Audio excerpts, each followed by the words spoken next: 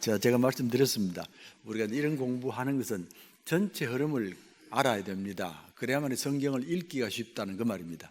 대개가 전체 흐름을 모르고 하시거든요. 이게 토막토막 이렇게 나가기 때문에 그래서 전체 흐름을 이제 못 잡는 겁니다. 뭐 그런 의미입니다. 한번 복습해 보겠습니다. 지난주 말씀드렸는데 성경 전체에 주제가 있습니다. 주제가 뭐라고요? 하나님의 나라라고 있다고 이걸 읽기 생각하시면 됩니다. 제일 처음에는 창조가 나오지 않습니까? 제일 마지막에는 계시록에는 새 창조가 나오잖아요. 그럼 아시겠습니까? 제일 첫 번째 창조가 나오고 마지막에 새 창조가 나오잖아요. 그럼 이게 연결되어 있다는 겁니다. 그러면 이 사이에 하나님의 나라가 계속 지속되어 있다는 그런 면에서 주제가 하나님의 나라입니다.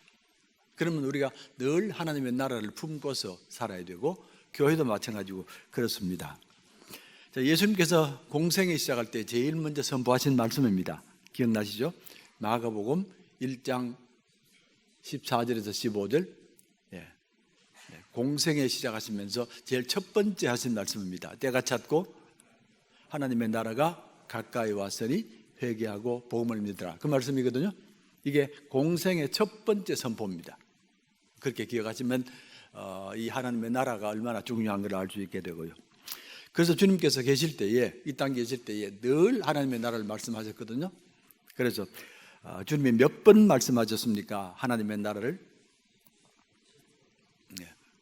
하나님 나라를 90번 정도 말씀하셨거든요. 90번이란 이렇게 정도란 말의 의미는 때로는 정확하게 말씀하셨고 때로는 조금 모호하게 말씀하셨기 때문에 그래서 90번이라는 게 아닙니다. 도표 좀 띄워주실랍니까? 예. 자, 교회는 몇 번 말씀하셨습니까? 교회는 2번입니다. 베드로의 고백이거든요. 베드로의 앞으로 교회가 사명을 감당한다는 그런 뜻입니다. 자, 그렇게 기억하시면 좋겠고, 자, 하나님의 나라는 무엇과 같습니다. 이렇게 했는데 무엇과 같습니까? 드라마와 같습니다. 드라마라고. 예. 이제 드라마란 말이 요즘에는 하도 텔레비전이 발달했기 때문에 자꾸 이렇게 연결시키는데 그렇지는 않습니다. 고대의 드라마는 굉장한 문학 장르입니다. 우리가 성지순례 가면 어마어마한 드라마 극장들이 있거든요. 큰 극장들을 볼 수 있는데 그만큼 큰 장르입니다. 그래서 하나님 나라가 드라마와 같습니다. 드라마라면 말은 몇 가지 조건이 있습니다. 반드시 드라마는 한 주제가 있습니다. 드라마에 주제가 섞이면 안 되거든요. 사랑이면 사랑, 전쟁이면 전쟁 이렇게 돼야 되지 이것 같다가 저것 같다 하면 드라마가 안 되는 겁니다. 마지막에 전체로 이제 주제가 정해지게 되고요. 반드시 한 주인공이 있는 것도 아시죠? 주인공이 2명 있는 거 봤습니까? 2명은 없습니다. 반드시 한 주인공이 있고 하나 더 붙어 있는 것은 원수가 하나 붙어 있잖아요. 항상 원수가 하나 붙어 있습니다. 그 둘에 늘 갈등이 있는데 한 주인공이 있습니다라고 기억하시면 좋겠고 당연히 그 한 주인공은 하나님입니다. 성부 하나님, 성자 하나님, 성령 하나님 삼위가 이 땅의 역사를 이끌어 나갑니다. 기억하시면 좋겠고요. 그리고 한 얘기입니다. 한 얘기. 성경에 수없이 많은 얘기들이 있습니다. 아마 어떤 책보다 얘기가 많을 텐데 전체가 하나님의 나라와 연결되어 있다는 면에서 우리가 한 주제라고 말하는 겁니다. 하나님의 나라가 완성되는 것, 창조 때 시작된 하나님의 나라가 아무리 어려움을 겪어도 마지막에 완성됩니다. 그러면 우리가 한 주제라고 말할 수 있고요. 자, 그리고 이게 이제 이 드라마가 시작이 있고 갈등이 있고 전개가 있고 클라이맥스가 있고 그리고 마지막 완성이 있습니다. 여러분들이 해야 될 일은 뭐냐면 어디까지가 시작이냐를 알아야 됩니다. 어디까지가 시작이냐. 창세기 1장과 2장까지가 시작입니다. 하나님께서 세상을 만드실 그때 모습입니다. 그때 모습인데 우리가 창세기 1장과 2장 볼 때 참으로 감동적인 것은 뭐냐면 거기에는 관계들이 아름답게 설명되고 있습니다. 창세기 1장과 2장에 관계들이 나오는데 관계들 4가지가 나옵니다. 4가지가 어떤 면에 있어서는 이 세상의 근본이라고 또 하나님의 나라의 근본이라고 말할 수 있는 관계 4가지가 나옵니다. 뭔지 아시겠습니까? 예, 첫 번째 관계는 하나님과 사람의 관계입니다. 하나님과 사람의 관계가 제일 먼저 나오는데, 하나님께서 사람을 지을 때에 뭘 가지고 지었다고요? 뭐처럼? 예, 하나님의 형상처럼 지었다고 그러거든요. 그건 어머니와 아기와의 관계와 똑같습니다. 어머니가 아기를 낳을 때에 그 모습이거든요. 어머니가 아기를 받을 때에 넘넘 정성을 다하고 사랑하고 하는 그 관계거든요. 예, 그게 일평생 가는 관계 아닙니까? 형상이란 말 그렇게 이해하시면 쉽게 하나님과 우리의 관계를 알 수 있습니다. 하나님은 우리의 어머니처럼, 아버지처럼 늘 돌보고 희생하고 사랑하신다는 그 첫 번째 관계가 나오고, 두 번째 관계는 사람과 사람의 관계가 나옵니다. 사람과 사람의 관계는 이게 맞다, 이런 관계를 가져야 된다라고 할 때에 성경이 어떻게 나옵니까? 성경이 못 찾았습니까? 두 번째 관계, 당신은 내 뼈 중에 뼈요 살 중에 살이다. 이거 관계 아닙니까? 당신은 내 뼈 중에 뼈요 살 중에 살인데, 사람들의 관계는 하나님이 만드신 원래의 사람 관계는 당신이 아프면 나도 아프고 당신이 기쁘면 나도 기뻐야 되잖아요. 우리가 다 그렇지 않습니까? 그런데 우리는 사실은 그렇지 않습니다. 당신이 잘 되면 내가 기분 나쁘고, 당신이 잘못되면 내가 기분 좋고, 이게 워낙 강하게 있거든요. 자꾸 시기하고 하는데, 사람과 사람의 관계는 우리가 서로 돕고 서로 같이 기뻐하고 같이 슬퍼하자. 여기에 교회의 근본이 있지 않습니까? 교회는 그렇습니다. 세상은 어떤지 몰라도 교회는 어느 정도가 아프면 우리도 함께 아파질 줄 알아야 되고, 어느 정도가 좋은 일이 있으면 우리도 같이 기뻐하는, 그게 뼈 중에 뼈요 살 중에 살이라 그 말입니다. 이해되시죠? 자, 그 다음 관계가 또 있습니다. 나와의 관계가 세 번째 관계입니다. 사람이 살면서 내가 나를 좋아해야 되거든요. 내가 나를 좋아하세요? 아침에 일어나서 거울 볼 때에 참 좋다, 참 얼굴이 잘생겼다, 참 좋은 사람이다, 그렇게 마음이 드세요? 아닙니까? 어떠세요? 내가 나를 좋아해야 되잖아요. 현대사회에 가장 큰 문제가 뭐냐면 정신적인 문제인데, 내가 나를 싫어하는 겁니다. 내 안에서 갈등이 일어나는 게 참 고민이거든요. 내가 나를 보고 절망하고 내가 나를 보고 싫어하고 이런 것들이 생겨나면 모든 삶이 다 무너지는 겁니다. 내가 나를 좋아해야 되잖아요. 그래야지 하나님이 기뻐하시는데, 하나님께서는 항상 내가 나를 좋아할 수 있도록, 그래서 아침에 일어나셔서 그걸 보고 한번 웃어주면 좋겠습니다. 참 좋은 사람이다, 이렇게 하면 좋겠고요. 많은 문제들이, 이 땅에 많은 범죄들이 내가 나를 싫어하기 때문에 그렇습니다. 수많은 범죄들이 일어나는데 대부분의 사람들이 자기를 싫어하는 겁니다. 그걸 밖으로 표현하면 어려움이 일이 벌어지는 겁니다. 내가 나를 좋아하시라고. 그리고 내가 나를 좋아할 때는 반드시 내가 다른 사람과 다르다는 것도 기억해야 되죠. 반드시 달라야 좋아합니다. 같으면 안 됩니다. 같을 수도 없지만은 같으면 내 마음속에 이미 열등감이 있다는 겁니다. 내가 저 사람처럼 돼야 되지, 성령을 해서 저 사람처럼 돼야 되지. 그 말은 무슨 말인지 아시죠? 그래서 우리 조카 하나가, 아들이 셋인데 세 번째 아이가 유달리 키가 작다고 그래요. 키가 작다 그래서 이제 제 집에 와서 막 걱정을 하는 겁니다. 아이가 키가 적어서 걱정하는데 막 이런 얘기 하는 겁니다. 그래서 그랬습니다. 물론 키가 크면 좋겠지, 좋은데 엄마가 그렇게 하면 안 된다. 엄마는 그렇게 하면 안 된다. 이 아이는 이 아이대로의 아름다운 모습이 있고 그래야 되지. 자꾸 너는 키가 작다 그러면 애가 얼마나 열등감을 느끼겠습니까? 아이가 그런다고 자라는 것도 아닌데, 그냥 있는 그대로 자라면 좋겠는데 자꾸 엄마가 걱정하면 아이도 그렇게 되는 겁니다. 그래서 내가 나를 좋아하셔야 되고 기뻐하셔야 되고, 그리고 마지막에 있습니다. 나와 자연이 좋아야 되잖아요. 나와 자연이. 이게 이제 창세기 마지막에 나오는 내용인데, 사람들은 항상 자연과 함께 살아갑니다. 항상 함께 살아가기 때문에 이 관계가 좋아야 되잖아요. 그러니까 아담과 하와가 에덴 동산에 살았습니다. 에덴 동산은 또 사람이 필요한 모든 것들을 다 줬습니다. 넉넉하게 줬습니다. 물도 많이 줬고 금도 줬고 이러니까 자연과의 관계가 좋아지는 겁니다. 예. 요즘 세계적으로 제일 큰 문제가 자연과의 관계 아닙니까? 자연을 너무 착취해버리고 함부로 했기 때문에 지금 다 고생을 하는 거거든요. 그러니까 이런 네 가지 관계가 처음에 나오는 하나님의 나라의 모습들이다, 그렇게 보시면 되겠습니다. 자, 하나님의 나라의 중심 기도가 있습니다. 하나님 나라의 대표적인 기도가 있습니다. 뭐라고요? 마태복음 6장 9절에서 14절에 나오는 주님의 기도. 하늘에 계신 우리 아버지 이름이 그렇게 여김을 받으시오며 나라가 임하옵시며, 이 기도가 하나님의 나라 기도입니다. 이거는 우리 교회를 위한 기도만도 아니고 또한 이 나를 위한 기도가 아니라 하나님의 나라를 위한 기도거든요. 이렇게 설명해 드릴게요. 여러분에게 만약에 신약과 구약 가운데서 하나를 선택하려면 뭘 선택하겠느냐고. 뭘 선택하겠습니까? 가만히 계시네. 신약과 구약을 선택하려면 대부분이 신약을 택합니다. 그러시죠? 그게 얇은데요. 그런데 그게 아니고 신약에 예수님이 있잖아요.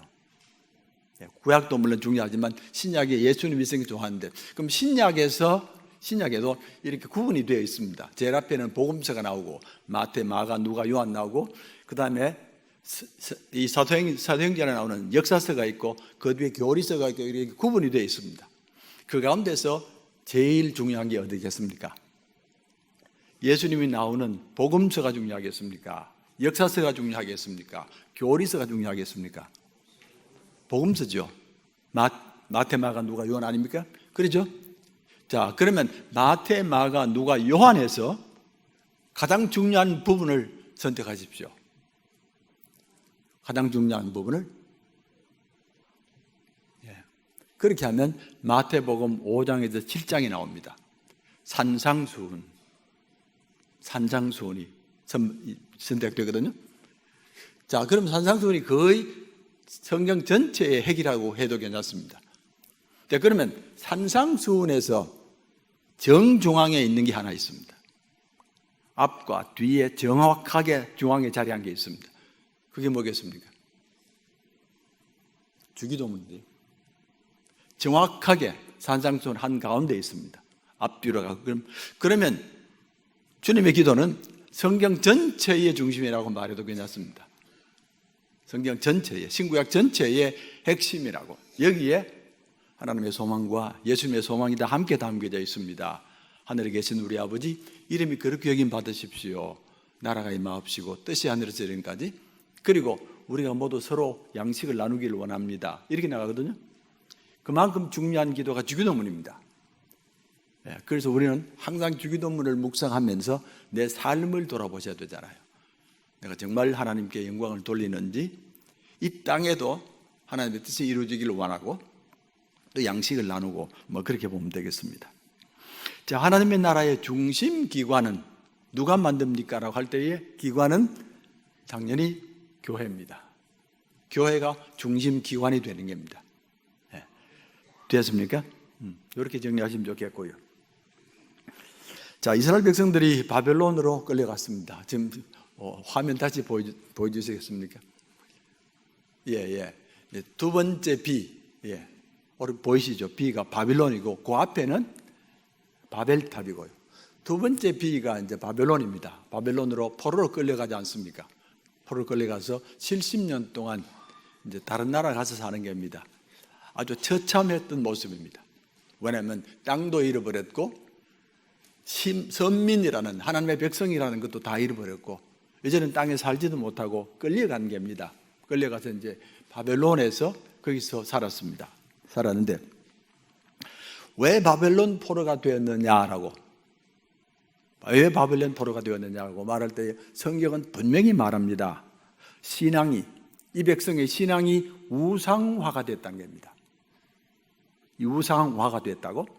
분명히 하나님만을 믿어야 되는데 다른 우상들과 섞이기 시작하는 겁니다. 섞이기 시작하면서 우리가 원래 가졌던 신앙이 무너지기 시작한다는 그 말입니다. 자, 오늘 본문의 말씀에 이사야 말씀 아닙니까? 거기 어떻게 나와 있습니까? 한번 보십시다. 이사야 1장.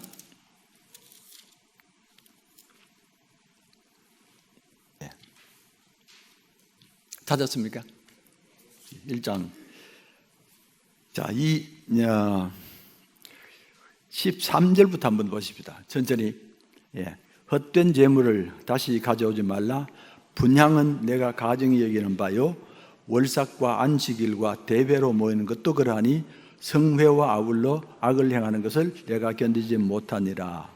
내 마음이 너희의 월삭과 정한 길기를 싫어하나니 그것이 내게 무거운 짐이라 내가 지기에 곤비했다라고 그랬습니다. 이사야 선지자의 말입니다. 대표적인 선지자 아닙니까? 그런데 이런 식의 말씀이 그 다음 선지자들에게 다 똑같이 나옵니다. 아모스, 예레미야 다 같이 나옵니다. 그런데 여기서 놀라운 것은 지금 이사야가 제사를 공격하는 겁니다. 그렇습니까? 지금 제사를 공격하고 제물을 공격하는 겁니다. 자, 여기서 보면 내가 제물을 다시 가져오지 말라고 그랬고 가증히 여긴다고 그랬고 월삭과 안식일도 다 싫다는 그 말이거든요. 당연히 교회는 가장 중요하게 여기는 게 예배입니다. 예배만은 절대적으로 권위를 가지고 있습니다. 만약에 예배를 회방하는 죄가 우리 법에서는 제일 무서운 죄입니다. 그런데 지금 선지자들이 가장 예배를, 제사를 중요하게 여기 선지자들이 공격을 하는 겁니다. 지금 모든 선지자들이 다 그 제사를 공격하는 겁니다. 제물을 공격하고. 도대체 이게 무슨 일입니까? 뒤로 넘어가면 이 사람들이 분명히 제사를 드리기는 드는데 겉으로는 하나님께 드립니다. 속으로 다른 걸 섬기는 겁니다. 속으로 무엇을 섬기느냐면 바알을 섬기는 겁니다. 겉으로는 분명히 하나님께 나아갑니다. 제물도 바칩니다. 근데 속으로는 바알을 섬겼다는 그 말입니다. 그러니까 거대한 건물을 짓고 거대한 제물을 바쳐도 속으로는 바알을 섬기는 겁니다. 이 현상이 나타나니까 이 사람들이 그렇게 공격을 하기 시작하는 겁니다. 자, 바알이라는 신앙, 우리가 역사를 살펴보면 바알이라는 신앙이 엄청나게 큰 신앙입니다. 그 당시에 아프리카까지 다 넘어갔고 유럽으로 넘어갔고 중동으로 다 넘어왔고 이스라엘까지 다 넘어왔습니다. 엄청나게 힘을 가진 신앙인데 왜 바알이 이렇게도 힘을 가지고 있습니까? 그건 우리가 쉽게 알 수 있습니다. 왜냐하면 지금도 현대인들도 바알이 좋아하는 걸 다 좋아합니다. 첫 번째가 바알을 섬기면 물질의 축복을 보장하는 겁니다. 잘 산다, 잘 산다고, 돈 많이 번다고 이렇게 욕을 하는 겁니다. 그럼 그건 옛날이나 지금이나 똑같습니다. 그러면서 영적인 것은 아예 포기해버립니다. 영적인 것은 아예 말하지 말으라고, 사람은 물질만 있으면 되지 이렇게 말하면 사람들이 따라올 수밖에 없습니다. 두 번째 바알 신앙의 특징이 뭐냐면은 쾌락입니다.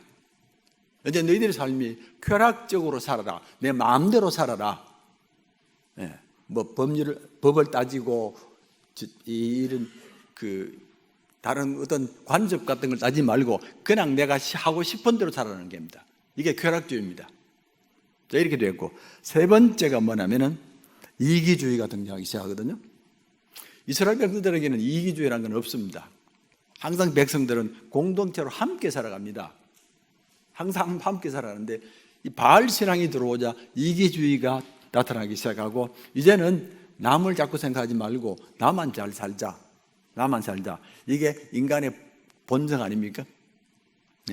이런 것들이 들어오면서 기독교 신앙이 무너지기 시작하는 겁니다. 물질을 따라가고, 그리고 쾌락을 따라가고, 개인주의를 따라가고. 어떻습니까? 이런 모습이 지금 현대인의 모습은 아닙니까? 우리와는 아무 관계 없습니까? 어떠세요?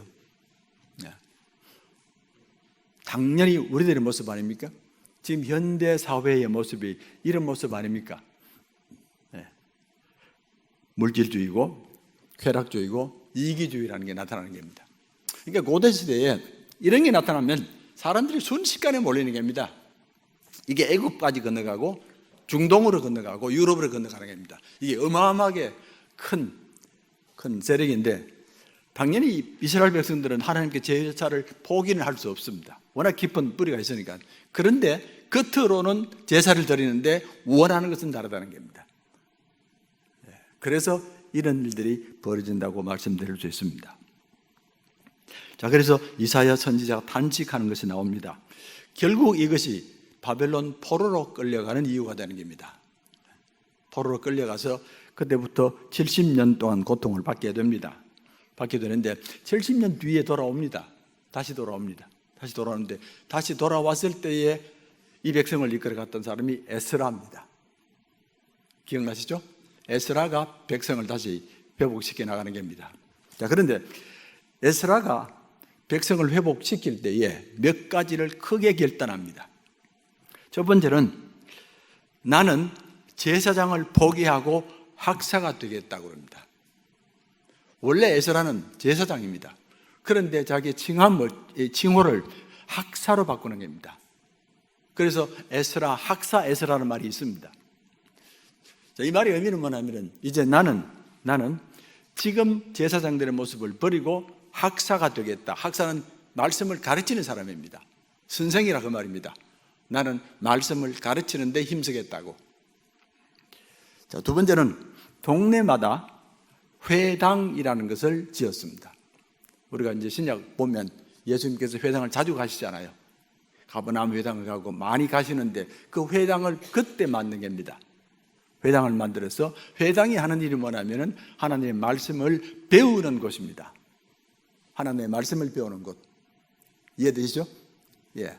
그러니까 우리가 이스라엘 백성들이 회당이 없을 때는 예루살렘 성전에 가서 1년에 두세 번 가서 예배 드리면 됩니다. 그렇게 되고 그 다음에는 없습니다.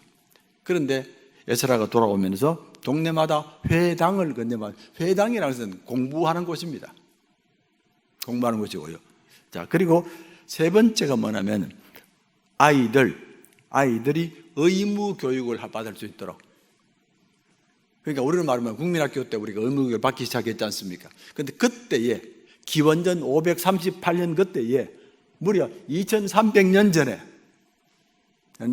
아이들에게 의무 교육을 시키는 겁니다. 이게 엄청난 사건 아닙니까? 그때부터 이스라엘 아이들이 글을 배우거든요. 글을 배웁니다. 글을 배우면 글을 모르는 아이들은 못 따라옵니다. 전혀 못 따라옵니다. 그래서 이스라엘 백성들이 지금도 뛰어나게 앞으로 나가는 것이 이런 전통이 있기 때문에 그렇습니다. 그래서 회당을 만들어서 거기서 글을 가르치는 게 아닙니다. 가르치고 또 한 가지는, 제가 지난주에 말씀드렸는데 이스라엘 백성들이 시내산에 도착했을 때에 나라를 만들었다고 했습니다. 기억나시죠? 나라가 만들어지는 겁니다. 나라 이름은 제사장 나라입니다. 그리고 백성들은 거룩한 백성이고, 그리고 하나님은 온 땅을 다스리는 그런 하나님이 되는 겁니다. 그런데 제사장이 가질 가장 중요한 자질은 글을 알아야 됩니다. 글을 알아야 됩니다. 그러니까 하나님께서 십계명 주실 때에 글로 새겨 주시거든요. 말씀으로 하는 게 아니고 글로 새겨 주는 겁니다. 그럼 아이들이 글을 알아야 됩니다. 그럼 이 아이들이 다른 민족보다 월등히 뛰어난 아이가 되는 겁니다. 그래서 이제 이런 세 가지 의미가 달려 있다는 그런 얘기입니다. 자, 그래서 이사야 선지자가 탄식하고, 그리고 그 뒤에 에스라가 등장하면서 나라 전체를 회복해 나가는 그런 모습입니다. 어린이 의무 교육입니다. 우리가 이제 일반 교육 역사에서 보면 처음으로 이제 의무 교육이 된 때가 1771년인가 그렇습니다. 1717년. 독일에서 먼저 시작했다고 그랬거든요. 그들보다도 훨씬 앞서서 벌써 아이들이 글을 배우는 겁니다. 자, 그렇습니다. 지난주에 우리 목사님하고 우리 앞으로 주일학교를 어떻게 하면 좋겠습니까 하는 그런 얘기를 나누었고, 우리 다른 분들하고도 나누었습니다. 주일학교가 지금 있는데 어떻게 하면 좋겠습니까? 저한테 물었는데 전들 뾰족한 수가 있겠습니까? 근데 이제 원래 전공이 제가 기독교 교육이기 때문에 할 말은 있습니다. 제일 처음에 해야 될 일은 주일학교를 없애야 됩니다. 주일학교를 없애야 됩니다. 주일학교가 지금 우리 아이들을 교육하는 제일 중요한 장소 아닙니까? 그런데 실제로 주일학교에서 아이들 신앙을 잘 배워 나옵니까? 어떻습니까? 주일학교의 시효가 다 됐다는 겁니다. 주일학교가 그렇습니다. 더 정확히 말씀드리면 주일학교가 만들어진 때가 1780년입니다. 1780년에 그때가 언제냐면 산업혁명이 일어날 때입니다. 산업혁명이 일어나게 되자 수많은 아이들이, 농사 짓던 아이들이 도시로 와서 일을 하는 겁니다. 일을 하면서 돈을 버는 겁니다. 이해되시죠? 수천 년 농사 짓던 사람들이 기계로 물건을 만들어내자 아이들도 함께 따라하는 겁니다. 그때는 아이들에게 일 시켜도 아무 문제가 안 됩니다. 요즘에는 문제가 되지만 아이들이 집을 떠나서 일을 하고 돈을 받는 겁니다. 자, 그러니까 아이들끼리 모여 있으니까 돈도 있으니까 아이들이 자꾸 범죄를 하는 겁니다. 자꾸 범죄를 하거든요. 그래서 감옥마다 아이들로 가득했다고 그럽니다. 감옥마다, 영국 전체에. 이 고민 아닙니까, 이거? 예. 그래서 어느 기독교는 한 분이 이런 제안을 합니다. 이 아이들에게 제발 기본 교육이라도 시키자. 읽고 쓰고 듣고 이 정도라도 시키자. 공부를 시키자고 그랬습니다. 그럼 언제 할래? 시간은 일요일 날입니다. 일요일이 시간이 남지 않습니까? 일을 안 하니까 일요일 날 그랬습니다. 그렇게 해서 이제 기독교인들이 모여가지고 아이들에게 글을 가르치는 겁니다. 그런데 글을 가르치는 김에 성경으로 글을 가르쳤습니다. 이렇게 되니까 아이들이 바뀌는 겁니다. 글을 배웠거든요. 성경 말씀을 배웠거든요. 그러니까 이 학교가 점점 커져가는 겁니다. 이게 일요일 학교입니다. 아직 주일 학교라는 말 없습니다. 일요일 학교가 전국에 퍼져버립니다. 자, 그러니까 이 일요일 학교를 주장하는 사람들이 이런 요구를 합니다. 자, 이 일요일 학교를 교회가 맡기로 하자. 교회로 맡기자라고 그랬습니다. 왜냐하면 교회는 사람들이 다 있잖아요. 장소가 다 있지 않습니까? 그렇게 요청을 합니다. 자, 그런데 재미있는 것은 목사님들이 극구 반대합니다. 안 된다. 못한다고 그랬거든요. 짐작됩니까? 왜 못한다고? 목사님들이 반대했거든요. 이유는 왜 주일날 공부하느냐 그 말입니다. 왜 주일날 공부하느냐? 그 기억하시죠? 저도 어릴 적에 한 번도 주일날 공부한 적이 없습니다. 한 번도 없습니다. 주일날 공부하면 난리 납니다. 반드시 12시가 지나야 공부하지. 그랬거든요. 우리가 그랬습니다. 자, 주일날 공부를 한다고 그러니까 택도 없는 겁니다. 그 당시로서는. 그런데 이 운동이 워낙 크게 번져나가니까 할 수 없이 교회가 허락합니다. 그럼 우리가 받아주겠다고. 그래 받아주니까 문제가 뭐냐면 기존의 아이들하고 밖에서 아이들이 부딪히는 겁니다. 기존의 아이들이 있거든요. 있는데 이건 예수님 믿는 아이들인데 안 믿는 아이들이 들어와서 공부를 하니까 부딪히는 겁니다. 그래서 결국에는 이걸 합쳐버립니다. 뭐 교회 오래 다닌 아이들이나 새로운 아이들은 함께 하자 해서 그래서 교회 학교 또 선데이스쿨보다 Lord's Day 주님의 교회 아니야 주의 학교라고 이름을 바꾸는 겁니다. 그래서 그때부터 이제 교회 안에 들어와서 아이들이 공부를 시작합니다. 하는데 그때의 몇 가지 조건이 있습니다.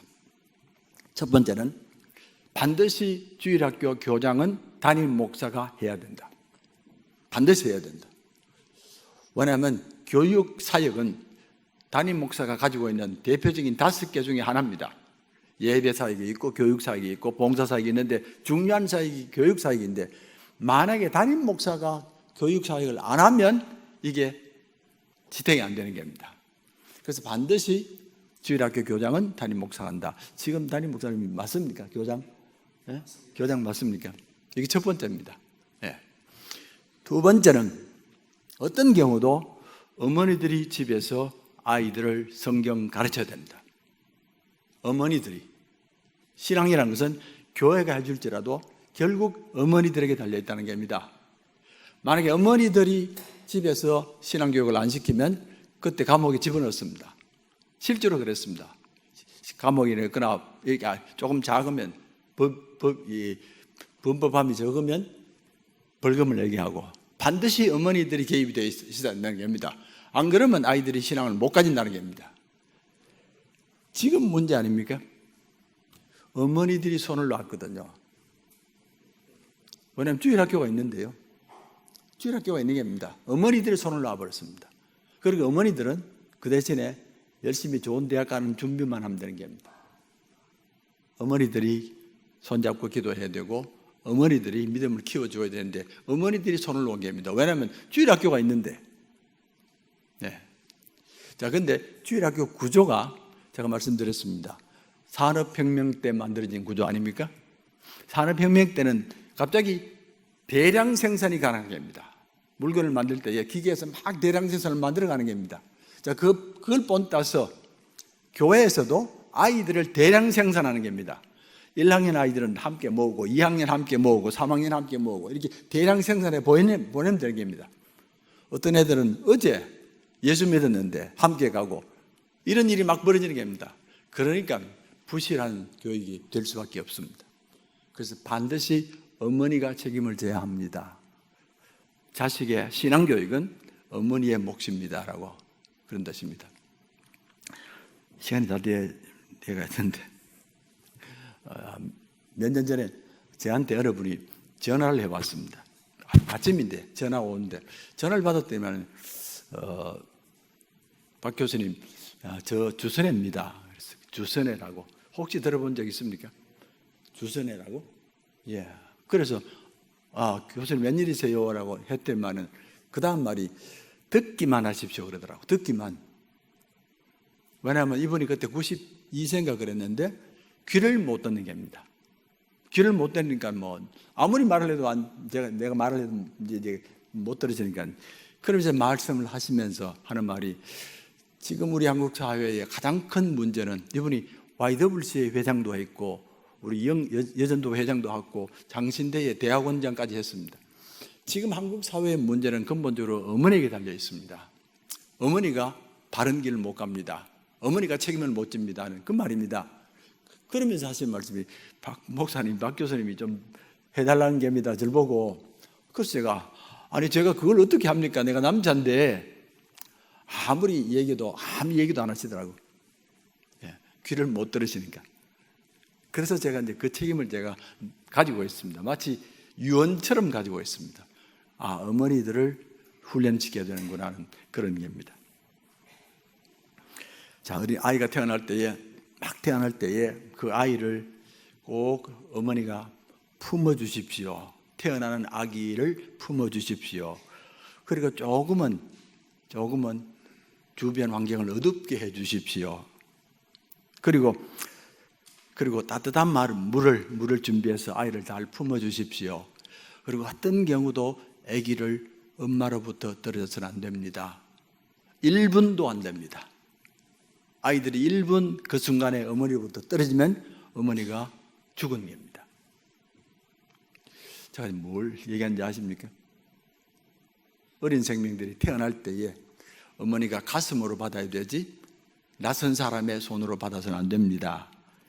그리고 조금은 어둡게 해줘야지 지난 환경과 지금 환경이 다르지 않습니까?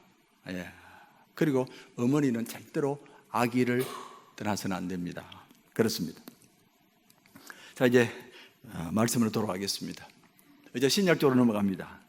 자, 마태복음을 볼 때에 여러분들이 제일 불편한 것 중에 하나가 족보입니다.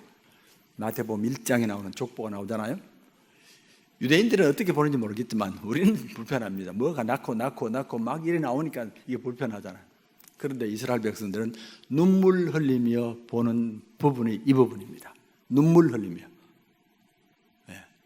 당연히 마태복음 신약의 첫 책에 나와야 될 부분입니다. 왜 그렇게 했습니까? 낳고라는 말 속에는 죽고라는 말이 한 번도 없습니다. 그러시죠? 낳고 언제 죽었다는 말이 없습니다. 낳고라는 말은 이제 이 땅에 생명의 역사가 시작됩니다. 그동안 구약시대에 수없이 많은 죽음의 역사가 있었습니다. 사람들이 수없이 많이 죽였고 했습니다. 이제부터는 생명의 역사가 됩니다. 낳고 이러면 이스라엘 백성들은 눈물 흘리며 감격하는 겁니다. 이렇게 할 수 있는 분은 창조주 하나님밖에 없다는 겁니다. 오직 창조주 하나님이 이제 이 땅을 다스리는구나 하는 것을 알기 때문에 그렇습니다. 자, 예수님께서 하나님 나라를 선포하시는 게 마태복음 1장 14절에서 15절에 말씀드렸는데, 이거는 뭐 제가 지금 말씀드렸습니다. 자, 그리고 예수님의 사역을 잠깐 말씀드리면 이렇습니다. 예수님께서 선포하시고 난 뒤에 가장 먼저 하신 사역이 뭡니까? 제일 먼저 하신 사역이 뭡니까? 제자를 부르셨거든요. 기적을 아니고 병을 고친 게 아니고 제자를 제일 먼저 부르셨습니다. 그 말은 하나님의 나라는 무력으로 되는 것이 아니고 사람으로 된다는 겁니다. 그리고 진실된 사람으로 하나님의 나라가 만들어집니다.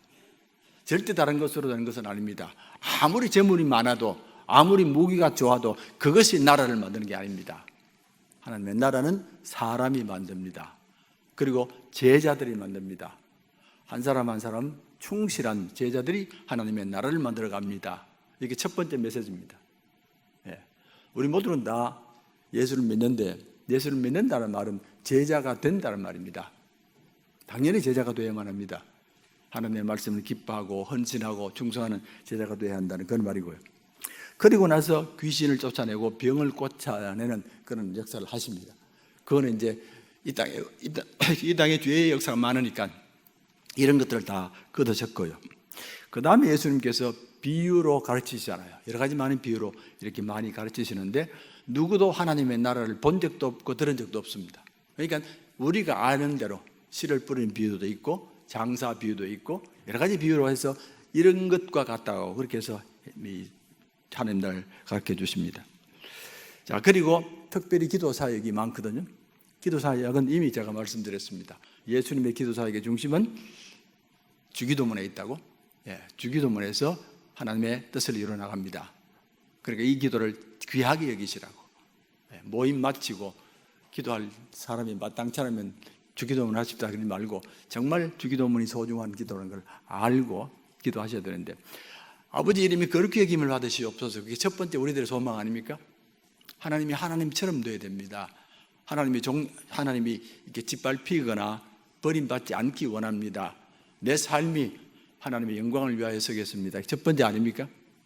그리고 이 땅에도 하나님의 나라가 이루어지기 원합니다. 이 땅에도. 우리가 가는 천국은 죽고 나서 천당 가는 곳이 아니고 이 땅에서 이루어지는 하나님 나라입니다. 이 땅에서. 제가 조금 전에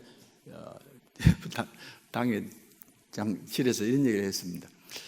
요즘 신학자들은 life after life after death라는 말 씁니다. life after life after life. 이게 무슨 말이냐면 우리가 죽고 그 다음에 살고 또 산다는 겁니다. 이게 이해가 되세요? 자, 쉽게 말씀드릴게요. 예수님께서 십자가 지셨습니다. 그리고 그 다음에 부활하셨습니다. 그리고 그 다음에 뭐 하셨어요? 제자들을 만나시잖아요. 제자들을 만나서 고기를 나누고 하지 않습니까? 이 사역이 이어지지 않습니까? 예수님이 돌아가시고 3일 뒤에 이렇게 이어져 나가는 겁니다. 이게 첫 사례입니다. 이제 이 땅의 모든 성도들은 이 발걸음을 따라갈 것이라고, 이 길을 따라간다는 겁니다. 우리가 예수를 믿고 세상을 떠날 때에 우리는 이 땅을 완전히 떠나버리고 이 땅과 관계없다는 것이 아니다. 다시 이 땅에 온다는 겁니다. 예수님처럼. 그리고 다시 이 땅에 와서 하나님의 사역을 감당해 나간다는 겁니다. 그건 어떠세요? 너무 말이 안 됩니까? 한번 생각해 보시면 좋겠습니다. 예수님이 첫 열매시거든요. 첫 열매가 이루어지는 것들이 그렇게 되면 예수 믿는 사람들은 이미 죽음에서 벗어난 사람들입니다. 죽음의 세력에서 벗어났고, 예전에 우리가 이 땅을 마칠 때는 잠시 눈을 감았다가 눈을 떴을 때는 이 땅에 오는 겁니다. 주님과 함께 오게 되고, 그리고 이 땅에서 하나님의 백성들과 함께 살고 새로운 창조 역사를 만들어 나가는 사람들입니다. 그렇습니다. 자, 그렇게 믿음으로 받으시면 받으시고 안 받으시면 할 수 없습니다. 자, 그러면서 이제 중요한 사역 중에 하나가 많은 세리나 장기들과 식사 사역을 하셨습니다. 음식을 나눴다는 말이거든요. 그것 때문에 바리새인들하고 이 사두개인들하고 갈등이 굉장히 많았습니다. 어떻게 저런 사람들하고 밥을 먹느냐 그 말이거든요.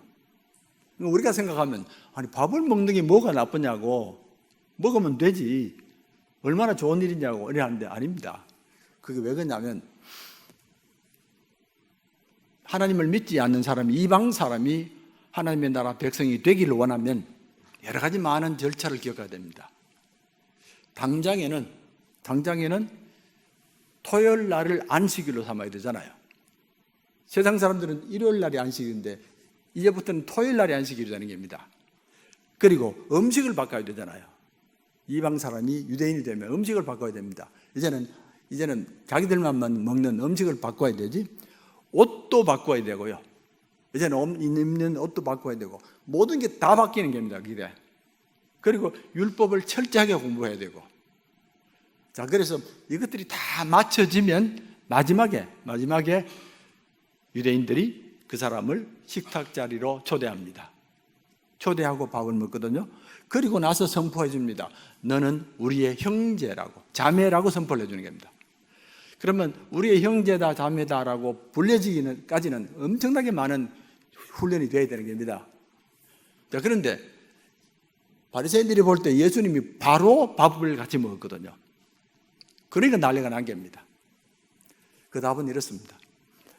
우리가 그렇게 많은 과정을 밟아 나가서 마지막에 유대인이 되는 것은 하나님을 만나기 위함 아닙니까? 그렇죠? 하나님을 만나기 위해서 그런 일을 하는 겁니다. 그래서 지금 하나님 앞에 계시는데요, 내 앞에 계시잖아요. 그런데 이게 필요합니까? 과정들이? 그냥 예수님께서 받아주셨고 그들을 복되게 하셨고 했습니다. 자, 이제 시간 마치면 되겠는데, 하나만 더 하십시다. 우리가 이제 예수님의 마지막 십자가 장면을 다 기억하고 있는데 조금 십자가 장면을 다르게 해석해 보면 좋겠습니다. 저는 조금 다르게 생각하고 싶은데 조금 불편해도 용서하시고, 저렇게 해석하는 사람도 있구나, 저건 버려버리자, 그렇게 해서도 괜찮고요. 우리가 십자가에 7 말씀들이 있지 않습니까? 가상 7언이라고 하는 말씀들이 있지 않습니까? 가상 7언 같으면 모두가 겁납니다. 그러시죠? 다 겁이 나는 겁니다. 그 가상 7언만 할 때도. 그때는 전부 다 바짝 긴장이 되고 그러잖아요. 한번 보십시다. 제일 먼저 하신 말씀이 뭐라고요?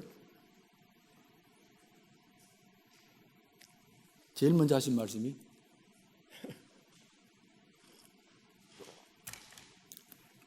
기억이 안 납니까?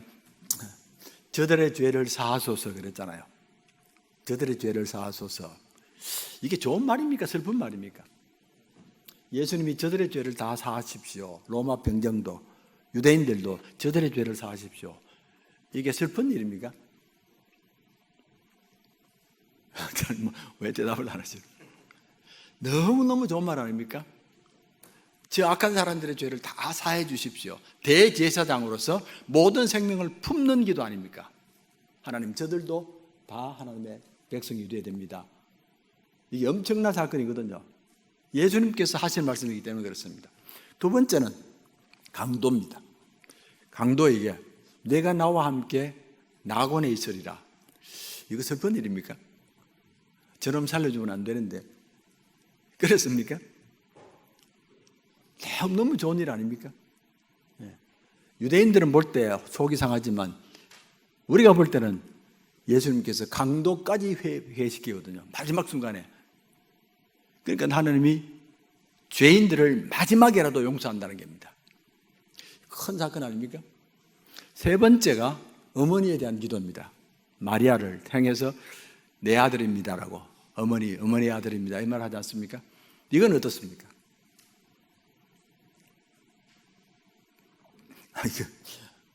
예수님이 그렇게 말씀하셔서 내 어머니입니다라고 할 때 그때의 그 말씀이 슬픈 말이냐 고통스러운 말이냐 이거 얼마나 좋은 말입니까? 어머니가 그렇게 많이 수고했는데 저들을 어머니를 기억해 주십시오. 그건 너무 좋은 거 아닙니까? 그런데 네 번째가 문제입니다. 네 번째 때문에 다 이제 어그러지는데 엘리 엘리 라마 사박다니 그랬거든요. 엘리 엘리 라마 사박다니 나의 하나님 어찌하여 나를 버리시나이까 그러잖아요. 이러니까 사람들이 바짝 긴장을 하는 겁니다. 하나님이 십자가에 예수님이 올라가서 너무너무 고통받으시구나 그러시죠? 자 그러면 시편 22편 한번 보십시다. 시편 22편. 예. 시편 22편이 맞는지 모르겠습니다.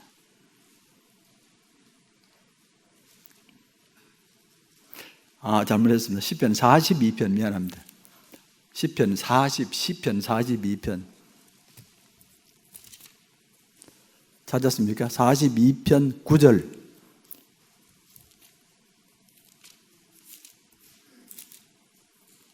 구절 찾았습니까? 예, 한번 같이 읽어보십시다. 9절, 10절, 11절까지 시작. 내 반석이신 하나님께 말하기를 어찌하여 나를 잊으셨나이까? 내가 어찌하여 원수의 압제로 말미암아 슬프게 다니나이까? 하리까 내 뼈를 찌르는 칼같이 내 대적이 나를 비방하여 늘 내게 말하기를 내 하나님이 어디 있나 하냐. 됐죠? 그 다음에 내 영혼아 내가 어찌하여 낙심하며 어찌하며 내 속에서 불안해하는고 하나님께서 소망을 두라. 나는 그가 나타나 도우심으로 말미암아 내 하나님을 영원히 찬송하리로다. 이게 그 뒤에 따라오잖아요. 나의 하나님 어찌하여 나를 버리시나이까. 그 말씀 뒤에 감리에 나오지 않습니까? 내 하나님을 여전히 찬송하리로다 이렇게 나오거든요. 그러니까 엘리 라마 사박다는 그게 끝나는 건 아닙니다. 그 뒤에 예수님의 이런 고백이 나오는 겁니다. 그러면 그 고백도 참으로 귀한 고백이거든요. 그리고 그 다음에 뭡니까? 다 이루었다 아닙니까? 그죠? 다 이루었다라고. 다 이루었다는 말이 얼마나 큰 말입니까? 하나님께서 원하신 하나님의 나라가 다 이루어졌습니다. 승리했다는 그 말이거든요. 예, 내 영혼을 아버지께 부탁하나이다 이렇게 되거든요. 그러면 우리가 이 여기 십자가에 나오는 가장 7호는 그렇게 슬픈 얘기가 아닐 수 있습니까? 아닙니까? 저는 아닌데요. 대제사장으로서 이 땅의 모든 생명들에게 용서를 선포하셨고 강도까지 했고 한 여인의 수고까지도 하나님이 기억해 주셨고 고통받지만 그러나 하나님께 찬송합니다. 이게 얼마나 좋은 말씀입니까? 그러시죠? 예. 예. 이제 마치겠습니다. 네. 자, 지난주일, 이번 주일 제가 처음에 말씀드린 것처럼 일단은 성경 전체 흐름을 조금 알고 계시면 성경 보기가 훨씬 낫습니다. 그리고 주제를 알고 계시면 좋겠고요. 하나님의 나라가 어떻게 시작되고 어떻게 전개되고 어떻게 무너지고 다시 어떻게 회복되고 마지막 승리까지 있습니다. 마지막 승리까지 있는 것 기억하시면 좋겠고 하나님의 역사는 반드시 하나님께서 이끌어 나가시고 이 세상의 모든 것들도 하나님께서 친히 주관하십니다. 그러니까 너무 현실이 어렵더라도 낙심하지 말고 소망을 가질 필요가 있습니다. 기도하십시다.